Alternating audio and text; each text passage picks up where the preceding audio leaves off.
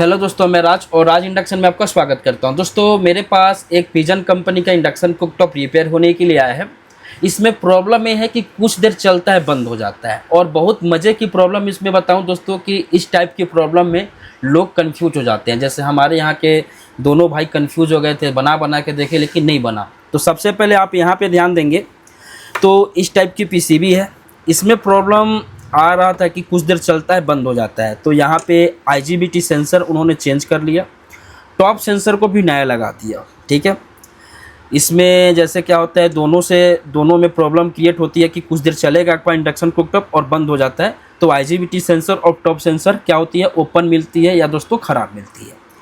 दूसरी बात यहाँ पे आपको बताने वाला हूँ कि इसमें एरर कोड नहीं आ रहा है। अब एरर कोड क्यों नहीं आ रहा है, जैसे बहुत सारे आप इंडक्शन कुकटॉप देखे होंगे, जैसे बजाज का होगा, फिलिप्स का होगा, उषा का होगा।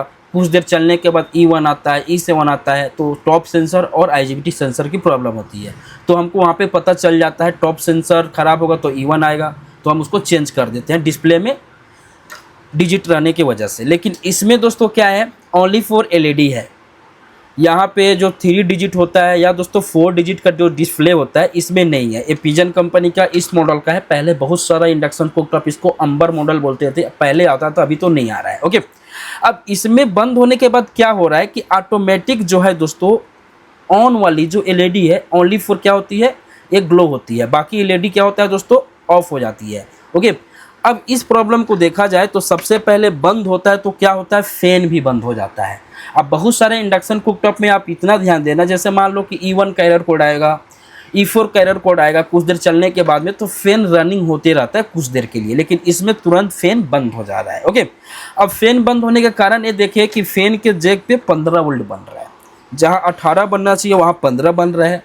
अब यहाँ पे ध्यान देंगे इसकी प्रॉब्लम कहाँ से है। एक छोटी सी प्रॉब्लम है, सप्लाई देने के बाद दोस्तों अभी क्या हुआ है, हमने यहाँ से निगेटिव ले लिया। ठीक है, यहाँ से निगेटिव ले लिया।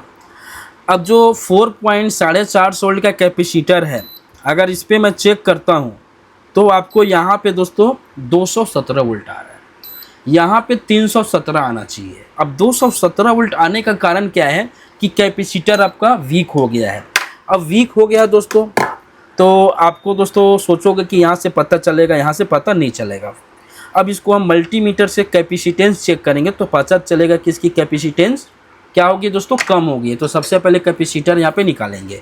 अगर कैपेसिटर दोस्तों यहाँ पे वोल्टेज कम रहेगा तो IC प्रॉपर स्विचिंग नहीं होगी और IC गर्म होने के बाद काम करना बंद कर देगी। ठीक है, इसी की वजह से दोस्तों जहाँ पे 18 वोल्ट बनना चाहिए वहाँ पे 15 वोल्ट बन रहा था। हम सबसे पहले कैपेसिटर निकाल लेते हैं। कैपेसिटर निकालने के बाद दोस्तों अभी आप देखेंगे तो कैपेसिटर आपको ना फिजिकली सही मिलेगी, ना नीचे से आपको यहाँ पे वीक मिलेगा, ना ही ऊपर साइड से। अगर हम मल्टीमीटर में इसकी कैपेसिटेंस चेक करते हैं मान लो, तो आप यहाँ पे ध्यान देंगे इसकी कैपेसिटेंस कितनी है। तो सबसे पहले हम यहाँ पे चेक करते हैं, तो यहाँ पे ध्यान देते हैं कितनी वैल्यू आ रही है इसकी।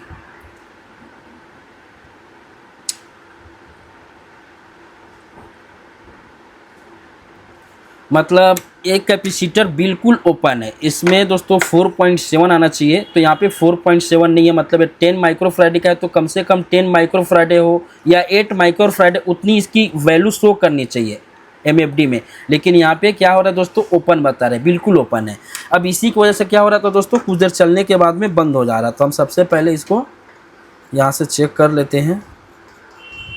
ठीक है, दूसरा कैपेसिटर लगाएंगे तो हमारे यहाँ पे 350, 317, 316 वोल्टेज आ जाएगा।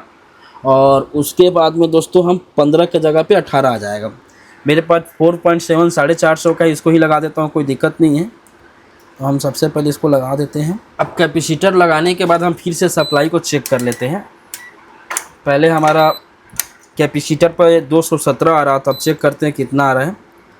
अब यहाँ पे चेक करेंगे तो हमको यहाँ पे 331 वोल्ट मिल गया। ठीक है, अब हमको 15 के जगह पे 18 वोल्ट यहाँ पे आना चाहिए, पहले 15 वोल्ट आ रहा था। तो हम यहाँ पे चेक करते हैं तो हमको 18 वोल्ट मिलने लगा। प्रॉब्लम क्या थी दोस्तों, वोल्टेज क्या हो रहा था, कम बन रहा था। कैपेसिटर पे वोल्टेज कम बनेगा तो IC प्रॉपर स्विचिंग नहीं होगी, पावर IC।